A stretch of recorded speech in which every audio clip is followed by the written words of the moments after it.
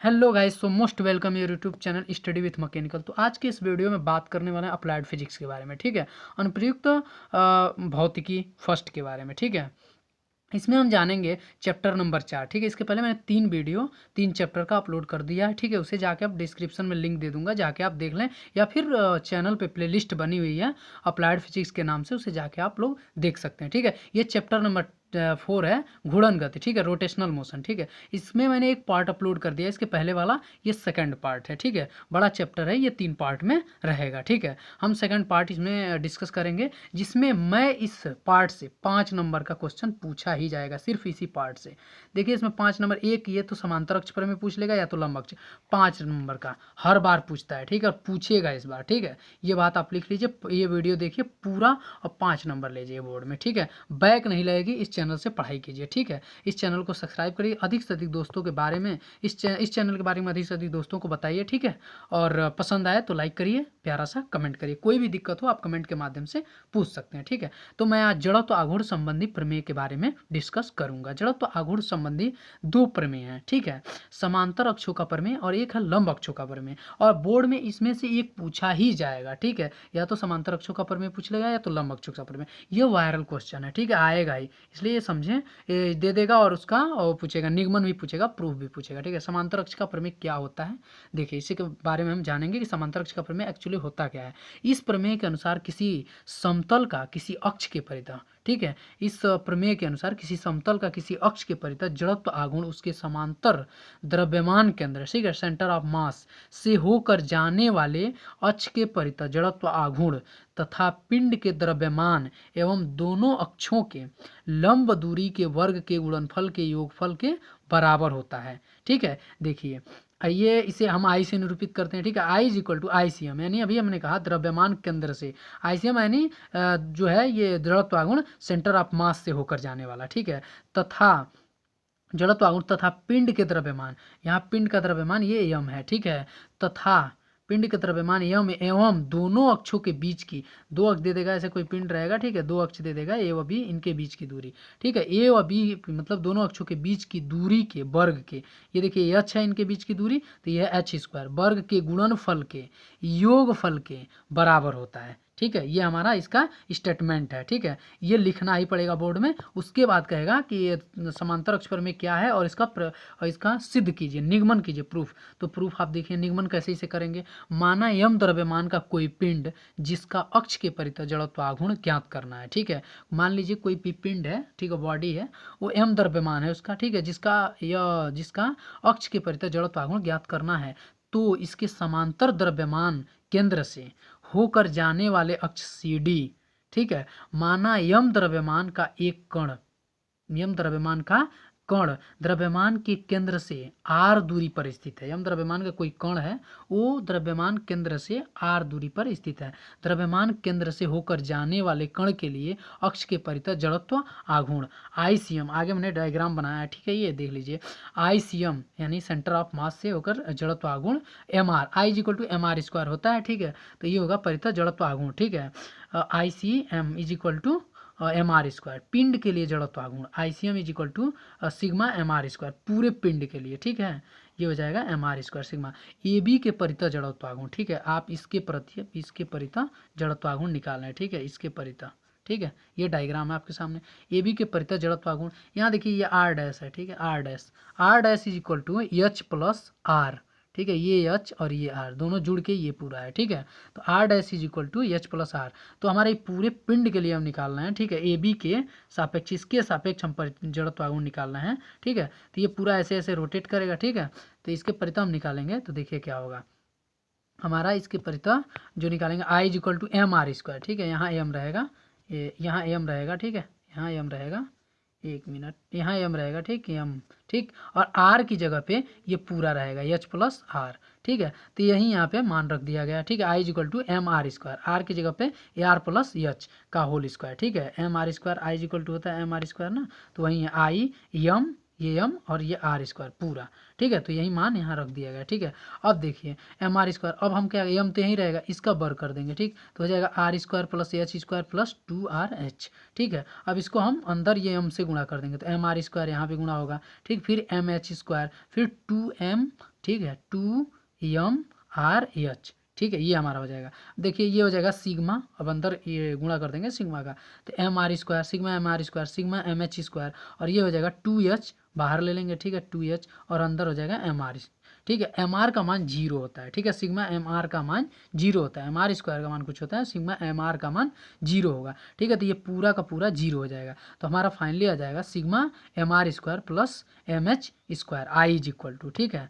जब हम आगे बढ़ेंगे तो हमारा हो जाएगा यहाँ पे देखिए I C M M R square I is equal to, अभी हमने जानते हैं कि एम आर स्क्वायर होता है, ठीक है। और ये सेंटर के प्रति है, तो I C M is equal to M R square is equal to sigma I C M, ठीक है, और एम एच स्क्वायर। यही हमने अभी स्टेटमेंट पढ़ा है कि जो भी होगा केंद्र जड़त्व आघूर्ण, ठीक है, वो समांतर अक्ष के प्रमेय के हिसाब से वो द्रव्यमान केंद्र से के परितः जड़त्व आघूर्ण, ठीक है, एवं उसके द्रव्यमान एवं दोनों अक्षों के बीच की दूरी के वर्ग के गुणनफल के योगफल के बराबर होगा, ठीक है। तो ये हमारा सिद्ध हो गया I is equal to I C M plus M H square, ठीक है। यही हमारा सिद्ध करना था, ठीक है। तो हमारा फाइनली ये समांतर अक्ष का प्रमेय सिद्ध हो गया, ठीक है। यही हमें सिद्ध करना होता है। यहाँ तक आप कर लेंगे तो आपको इजीली 5 नंबर मिल जाएगा, ठीक है। 5 नंबर एग्जामिनर अगर राइटिंग पे काटेगा तो 4 नंबर दे ही देगा। ये पूरा करेंगे, 4 नंबर कहीं नहीं गया है। आप अच्छे से अच्छा नंबर गेन कर सकते हैं, टॉपर बन सकते हैं, ठीक है। अब हम सेकेंड जो सबसे इंपॉर्टेंट है वो या तो समांतर पूछेगा या तो लंब अक्ष प्रमेय पूछता है, ठीक है। तो हम लंब अक्ष प्रमेय के बारे में अब जानेंगे, ठीक है। लंब अक्ष प्रमेय क्या है? तो इस प्रमेय के अनुसार किसी समपटल, ठीक है, समपटल के तल पर लंब अक्ष के परितः जड़त्व आघूर्ण समपटल पर स्थित, यही है समपटल, ठीक है, समपटल पर स्थित दो परस्पर लंब अक्षों के परितः जड़त्व आघूर्णों के योगफल के बराबर होता है, ठीक है। कह रहा है किसी समपटल पर जो लंब अक्ष के परितः, ठीक है, लंब अक्ष के परितः जो जड़त्व आघूर्ण है वो समपटल पर स्थित दो परस्पर लंब अक्षों के परितः जड़त्व आघूर्ण के योग फल के बराबर होता है, जबकि तीनों अक्षों का कटान बिंदु एक ही होता है। यही तीनों अक्षों का कटान बिंदु है, ठीक है, कटान बिंदु एक ही होता है यदि समपटल पर स्थित परस्पर लंब अक्ष के परितः जड़त्व आघूर्ण आई एक्स आई वाई तथा आई जेड आई एक्स तथा आई वाई हो तो समपटल के तल पर लंब अक्ष के परितः जड़त्व आघूर्ण I Z is equal to, ये I Z is equal to होता है हमारा, ये हमारा स्टेटमेंट है I Z is equal to I X plus I Y, ठीक है। ये हमारा होता है स्टेटमेंट, ठीक है, लंब अक्ष प्रमेय का, ठीक है। यही हमारा कह रहा था कि जो लंब अक्ष का प्रमेय लंब अक्ष के परितः जड़त्व आघूर्ण दोनों जो कटान बिंदु वहाँ मिलने वाले आई एक्स प्लस आई वाई के योगफल के बराबर होगा, ठीक है। जहाँ आई एक्स आई जेड क्या है हमारा, ओ जेड के परितः जड़त्व आघूर्ण है, ओ जेड के परितः जड़त्व आघूर्ण है, ठीक है। और हमारा जो आई एक्स है वो एक्स के परितः जड़त्व आघूर्ण है, ओरिजिन ओ है, ठीक है। और जो हमारा आई वाई है वो हमारा है वाई एक्स के परितः ओ वाई के परितः ओ वाई अक्ष के परितः जड़त्व आघूर्ण है, ठीक है। हम जानेंगे आई एक्स, ठीक है, आई एक्स इज इक्वल टू हमारा हो जाएगा एम वाई स्क्वायर, ठीक है। जब हम एक्स के प्रति निकालेंगे तो यहाँ वाई आ जाएगा, ठीक है, एम वाई स्क्वायर, क्योंकि दूरी वाई रहेगी, ठीक है। और यहाँ आई वाई तो यहाँ दूरी हमारा एक्स हो जाएगा, ठीक है, तो एम एक्स स्क्वायर, ठीक है, ये हमारा आ जाएगा, ठीक है। I Z is equal to हमारा आ जाएगा I Z equal M R square, दूरी आर है, ठीक है, उसकी, ठीक है। तो ये आई जेड ये हमारा वैल्यू निकाल लेंगे यहाँ। अब सिद्ध करना है तो देखिए I Z is equal to हम जानते हैं कि I Z is equal to sigma M R square, ठीक है। आप जानते हैं I is equal to simple I is equal to M R square होता है ना, बस उसी का यूज करना है। तो यहाँ देखिए यम वैसे ही रहेगा, आर की जगह पे हम X square plus Y square, ठीक है, क्योंकि हमारा जो है I Z is equal to I X plus I Y हो रहा है, ठीक है। तो हमारा हो जाएगा आई आर की जगह पे X square plus Y square, ठीक है, लंबवत है, ठीक है। तो ये हो जाएगा हमारा जोड़।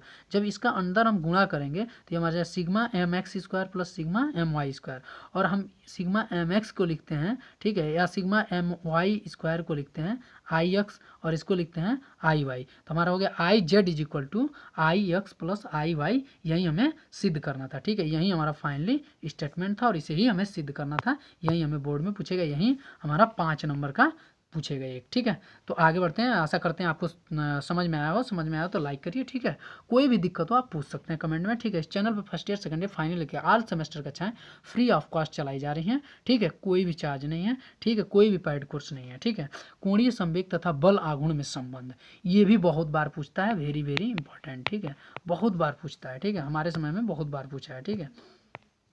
कोणीय संवेग तथा बल आघूर्ण में संबंध क्या होता है ये हम समझेंगे। यदि किसी पिंड का कोणीय वेग ओमेगा, क्योंकि कोणीय वेग को ओमेगा से निरूपित किया जाता है, आप जानते हैं, तथा जड़त्व आघूर्ण आई हो तो कोणीय संवेग J is equal to I omega, ये तो आप जानते हैं। J इज इक्वल टू कोणीय संवेग J is equal to I omega होता है। तो कोणीय संवेग परिवर्तन जो होगा वो delta J is equal to हो जाएगा आई इंटू डेल्टा ओमेगा, ठीक है। तो डेल्टा टी से दोनों पक्षों में हम क्या करेंगे, भाग दे देंगे। जब डेल्टा टी से दोनों पक्षों में भाग दे देंगे तो हमारा आ जाएगा यहाँ पे delta J upon delta T I into delta omega upon delta T, और ये हमारा आ गया वेग परिवर्तन, ठीक है। ये हमारा आ गया कोणीय वेग परिवर्तन। कोणीय वेग परिवर्तन की समय दर को कोणीय त्वरण कहते हैं। कोणीय त्वरण को अल्फा से निरूपित करते हैं।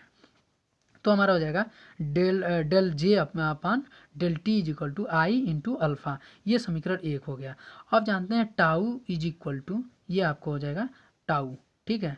टाउ, ठीक है, कोणीय बल आघूर्ण टाउ, ठीक है। बल आघूर्ण टाउ इज इक्वल टू, क्योंकि हम जानते हैं, 1 मिनट रुक जाइए, हम जानते हैं F is equal to M में, ठीक है। तो इसी आधार पे हम जानेंगे कि टाउ बल आघूर्ण टाउ को एफ यम की जगह पे हमारा आई है और ए की जगह पे एक्सेलरेशन की जगह पे अल्फा है, ठीक है। तो F is equal to M A के आधार पे हम इसे tau is equal to I alpha लिख सकते हैं। ये समीकरण हमारा सेकंड हो जाएगा। समीकरण 1 और 2 से जब हम तुलना करेंगे, देखिए ये आपस में बराबर है, ठीक है। तो हम ये दोनों आपस में भी बराबर होगा। तो डेल्टा जे अपान टी, ठीक है, delta J upon delta T is equal to tau, ठीक है। ये हमारा संबंध निकल गया समीकरण 1 और 2 से, ठीक है। तो हमारा टाउ इज इक्वल टू हो जाएगा डेल्टा जे अपान डी टी, ठीक है। अर्थात किसी पिंड पर आरोपित बल आघूर्ण उसमें कोणीय संवेग परिवर्तन की दर के बराबर होता है।